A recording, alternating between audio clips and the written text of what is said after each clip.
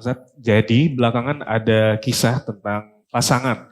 Misalkan seorang istri diangkat menjadi seorang mungkin pejabat, lalu ia meninggalkan suaminya setelah itu, Ustaz. Mungkin karena ada ketidakseimbangan dari finansial yang wanita merasa finansialnya mulai tidak sejajar dan dia mulai mandiri secara finansial, afwan. Dan akhirnya ia memutuskan untuk meninggalkan suaminya dan di kasus ini ada beberapa yang suaminya itu kerja serabutan, Ustaz. Nah, kira-kira dalam Islam sendiri bagaimana sih pandangannya terhadap fenomena ini? Apalagi ketika kesuksesan dunia justru membuat seseorang merendahkan pasangannya. Bagaimana menurut Antum, Ustaz? Tafadol. Ya, jadi gini, laki-laki punya kewajiban menafkahi keluarganya.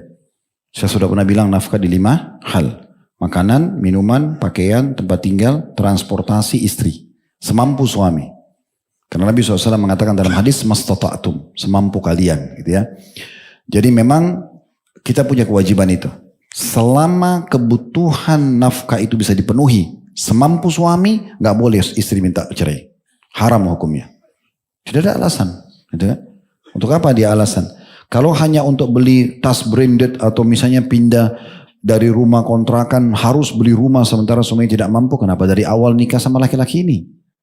Harusnya nikah sama orang kaya. Jangan setelah jadi status istri durhaka karena statusnya sekarang ini masuk dalam bab nusyud, pembangkangan.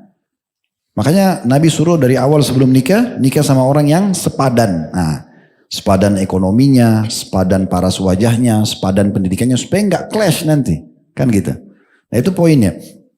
Jadi tidak boleh perempuan minta cerai. Tentu banyak poin-poin yang kita bahas ya berhubungan dengan masalah sebab musabab cerai. Tapi kita sedang bahas karena perempuan ini minta cerai sama suaminya karena setelah bekerja ternyata income dia lebih besar daripada suaminya. Boleh nggak hukumnya? Ini nggak boleh.